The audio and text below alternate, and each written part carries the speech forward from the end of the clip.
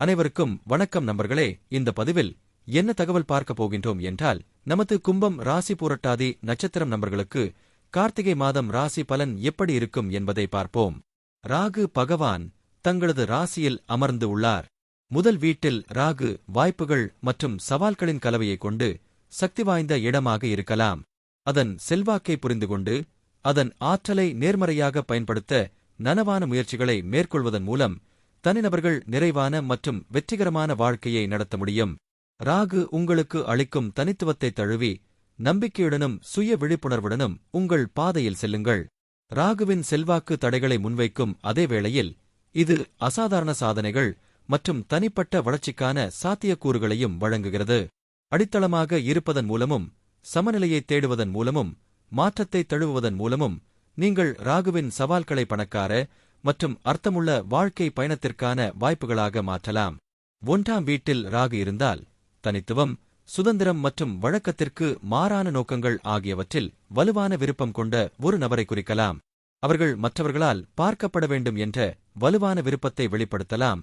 மேலும் பெரும்பாலும் வெளிப்படையாக பேசுவார்கள். இதனால் அவர்கள் தவறாக புரிந்து கொள்ளப்படவோ அல்லது விரோதப் போக்கையோ ஏற்படுத்தக்கூடும். இருப்பினும் இந்த நிலைப்பாடு அவர்களுக்கு கூர்மையான அறிவுத்திறன், படைப்பாற்றல் மற்றும் பல்வேறு துறைகளில் தங்கள் நேரத்தை விட முன்னேறும் திறனையும் அளிக்கும். கேது பகவான் உங்களது 7ஆம் வீடான மனைவி மற்றும் களஸ்திரஸ்தானத்தில் அமர்ந்து உள்ளார். கேது பூர்வீக மக்களின் வாழ்க்கையில் ஒரு மோசமான தாக்கத்தை ஏற்படுத்துகிறது. அது அதன் நேர்மறையான பக்கங்களையும் கொண்டுள்ளது. கேது என்பது பொருள்முதல்வாதம் மங்கத் தொடங்கும் புள்ளியாகும். மேலும் ஆன்மீகத்தின் மீதான ஆர்வம் வளரத் தொடங்குகிறது. எனவே கிரகம் தனிநபர்களின் வாழ்க்கையில் நேர்மறையான தாக்கத்தை ஏற்படுத்துகிறது. வேத ஜோதிடத்தின்படி 7வது வீட்டில் கேதுவுடன் இருக்கும் பூர்வீகவாசிகள் ஆன்மீகத்தில் அதிக ஆர்வத்தை வளர்த்துக் கொள்கிறார்கள். மேலும் அவர்கள் உலக ஆசைகளிலிருந்து விலகியதாக உணரலாம். இந்த கிரகம் பூர்வீக மக்களுக்கு ஞானத்தையும் செல்வத்தையும் வழங்கக்கூடும்.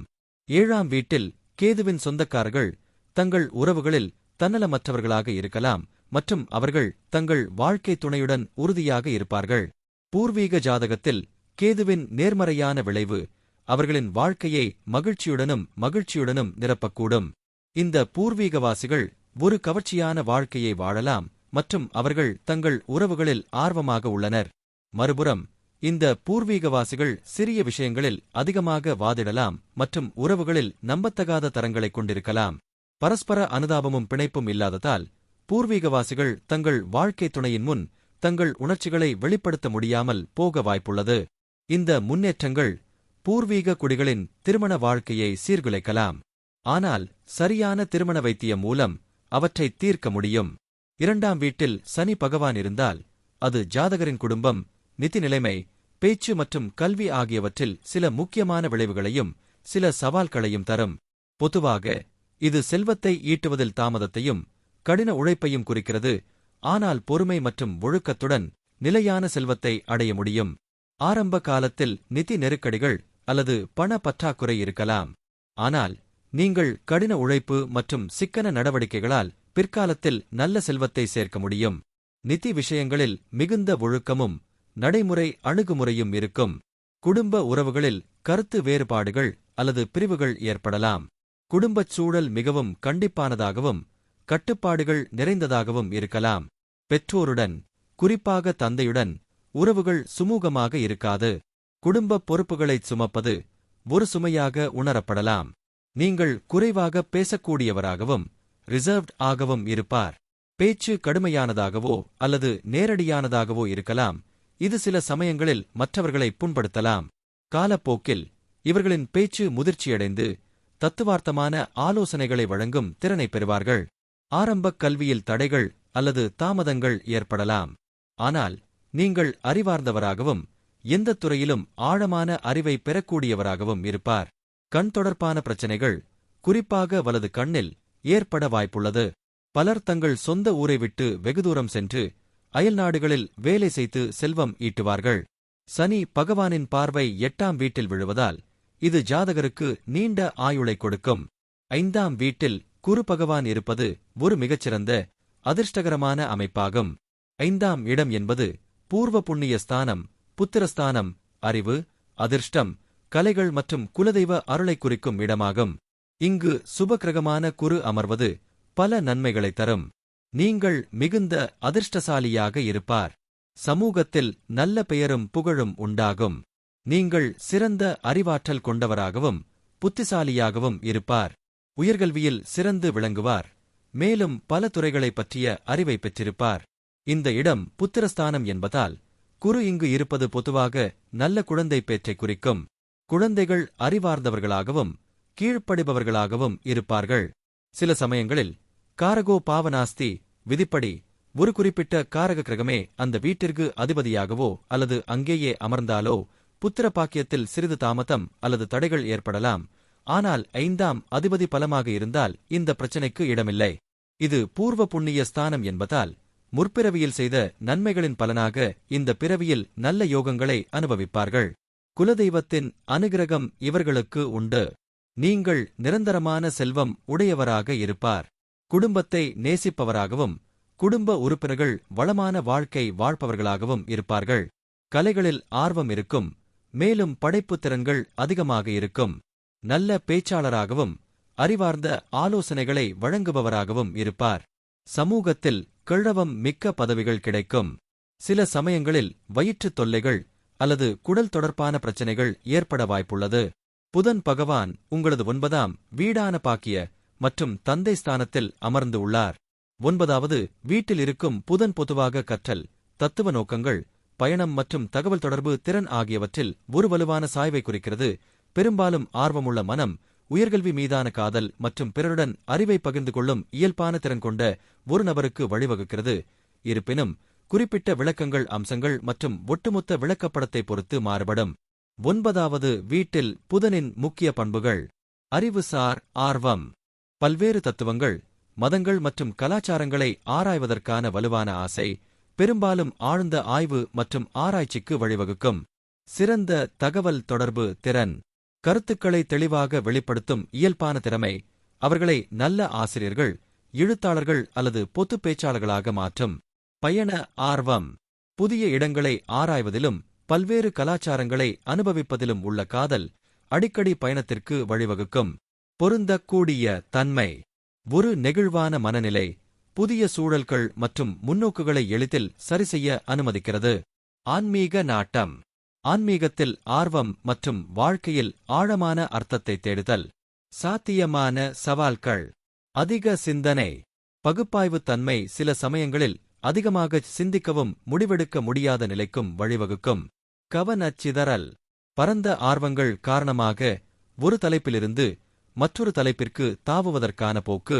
மேலோட்டமான அறிவு, ஆழமான புரிதல் இல்லாமல் பல்வேறு துறைகளில் மேற்பரப்பு அளவிலான அறிவை மட்டுமே பெறுவது ஆபத்து. தற்பொழுது சுக்கிர பகவான் உங்களது 9ஆம் வீடான தந்தை மற்றும் பாக்கியஸ்தானத்தில் அமர்ந்து உள்ளார். ஜாதகத்தில் 9ஆம் வீட்டில் உள்ள சுக்கிரன் இந்த பூர்வீக நபர்களை ஒரு காதலனாக அல்லது வாழ்க்கை துணையாக காணச் செய்கிறார். அவர் அவர்களின் நல்ல குணங்களை மேம்படுத்துகிறார் மற்றும் அவர்களின் குறைபாடுகளை ஏற்றுக்கொள்கிறார். 9ஆம் வீட்டில் சுக்கிரன் இருக்கும் பூர்வீகவாசிகள் ஒருவரை ஆழமாக நேசிக்கவும் பதிலுக்கு ஆழமாக நேசிக்கப்படவும் பயப்படக்கூடாது. அவர்கள் ஒருவருடன் இருந்தால் அவர்கள் தங்கள் வாழ்க்கையை முழுவதுமாக மாற்ற வேண்டும் என்று அர்த்தமல்ல. இந்த பூர்வீகவாசிகள் தாங்கள் செய்து வந்த காரியங்களை தொடர்ந்து செய்யலாம். இந்த பூர்வீகவாசிகள் நீண்ட தூர உறவுகளை பேணுவதில் வல்லவர்கள். அவர்கள் சாகச ஆர்வமும் கொண்டவர்கள் மற்றும் உலகின் பல்வேறு பகுதிகளை ஆராய்கின்றனர். இருப்பினும் அவர்கள் தங்கள் சாகச உணர்வை வெகுதூரம் கொண்டு செல்லக்கூடாது. இதிலும் எல்லை மீறிப் போவது நல்லதல்ல. 9வது வீட்டில் சுக்கிரனின் எரிப்பு உங்கள் உண்மையான திறமை மற்றும் திறனைக் கண்டறிய கடினமாக போராடும். நீங்கள் நண்பர்களால் அல்லது உறவில் உங்கள் துணையால் முதுகில் குத்தப்படலாம். உங்கள் அனுபவம் உங்கள் பிணைப்பை தூண்டி கெடுக்கும் என்பதால் நீங்கள் உறவுகளில் நம்பிக்கை சிக்கல்களை சந்திக்க நேரிடலாம். தொழில்முறை அரங்கில் வளர்ச்சி, முன்னேற்றம், வெற்றி மற்றும் நிதி செழிப்பு ஆகியவற்றை அடைய அதிக கவனம் மற்றும் திட்டமிடல் தேவைப்படும். தற்பொழுது சூரிய பகவான் உங்களது 10ஆம் வீடான தொழில் மற்றும் கர்மாஸ்தானத்தில் அமர்ந்து உள்ளார். நீங்கள் எவ்வளவு எதிர்ப்புகளை சந்தித்தாலும் எதிர்மறையை மறைக்கும் சக்தியை சூரியன் உங்களுக்கு வழங்குவார். நீங்கள் வெற்றியடைய மகத்தான மன உறுதியும் கொண்டிருப்பீர்கள். உங்கள் ஈகோ சமநிலையில் இருக்கும். உங்கள் கீழ் பணிபுரிபவர்களுடன் இணக்கமாக செயல்பட்டு உங்களை வெற்றிகரமான தலைவராக்குவீர்கள். தொழில்முறை இலக்குகளை அடைய உங்கள் தந்தை உங்களுக்கு ஆதரவளிப்பார். எந்தவொரு துறையிலும், குறிப்பாக வணிகம், அதிகாரத்துவம், அரசாங்க வேலைகள், தொலைக்காட்சி, படைப்பாற்றல் மற்றும் பொழுதுபோக்குத்துறை, கணினிகள், மருத்துவத்துறை, மேலாண்மை மற்றும் அரசியல் ஆகியவற்றில் நீங்கள் பிரகாசமான வாழ்க்கையை பெறலாம். 10ஆம் வீட்டில் சூரியன் அதிகாரம், அரசு மற்றும் நிர்வாகப் பணி, சட்ட வழக்கறிஞர் மற்றும் சக்திவாய்ந்த அரசியல்வாதிகளை குறிக்கிறது. மற்றவர்களை அதிகாரபூர்வமாக கட்டுப்படுத்துவதன் மூலம் வெளி உலகிற்கு நீங்கள் உங்களை வெளிப்படுத்தும் விதத்தை சூரியன் பிரதிபலிக்கிறது. சூரியன் வெப்பமாகவும் பிரகாசமாகவும் இருக்கும்போது 10ஆம் வீட்டில் சூரியன் நண்பர்களை குறிக்கிறது. உங்கள் உலகம் பணியிடத்தில் நாடகத்தை சுற்றி வருகிறது. அதிகாரஸ்தானத்தில் இருப்பதன் மூலம் உங்கள் ஈகோ திருப்தி அடையும். நீங்கள் அதிகாரத்தில் இருந்து பறிக்கப்பட்ட நிர்வாக பதவியில் நீங்கள் நிற்க முடியாது. ஏனென்றால் உங்களை நச்சரிக்க ஆட்கள் இல்லாதபோது சூரியன் உங்களை நன்றாக உணர வைக்கும். நீங்கள் தவறு செய்தாலும் உங்கள் தவறை சுட்டிக்காட்ட யாரும் இல்லை என்றாலும் சூரியன் உங்களுக்கு வசதியாக இருக்கும். 10ஆம் வீடு சூரியனின் பகை கிரகமான சனியின் இயற்கையான குறியீடாகும். எனவே சூரியன் தனது அகங்காரத்தையும் பெருமையையும் இயற்கையான தலைமைகள் மூலம் காட்ட விரும்பினாலும் உங்கள் ஆற்றலை கீழே இழுக்க நீங்கள் நிறைய எதிர்ப்பை சந்திக்க நேரிடும். இருப்பினும் இது ஒரு விளையாட்டு வீரர் மற்றும் ஒரு சிப்பாயின் வீடு. இது அனைத்து தடைகளையும் சமாளிக்கும் மற்றும் உங்கள் இலக்குகளை அடைவதற்கான பாதையை வகுக்கும் உள் வலிமையை உங்களுக்கு வழங்கும். 10ஆம் வீட்டில் செவ்வாய் இருந்தால் அது பொதுவாக ஒருவரின் தொழில் மற்றும் பொது வாழ்க்கையில் ஒரு வலுவான உந்துதலையும் லட்சியத்தையும் குறிக்கிறது. இந்த நிலைப்பாடு வெற்றி மற்றும் அங்கீகாரத்தை அடைவதில் கவனம் செலுத்தும் தொழில்முறை முயற்சிகளுக்கு ஒரு துடிப்பான மற்றும் உறுதியான அணுகுமுறையை குறிக்கிறது.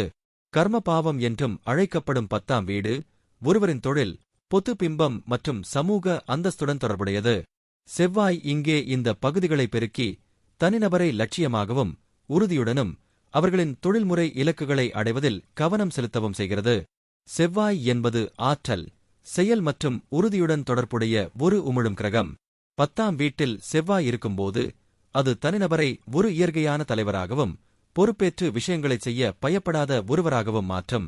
10ஆம் வீட்டில் செவ்வாய் வெற்றியை கொண்டுவர முடியும் என்றாலும் அது சவால்களுக்கும் வழிவகுக்கும். தனிநபர் அதிகப்படியான ஆக்ரோஷமானவராகவோ அல்லது கோருபவராகவோ கருதப்படலாம். இது மேலதிகாரிகள் அல்லது சக ஊழியர்களுடன் மோதலை ஏற்படுத்தும்.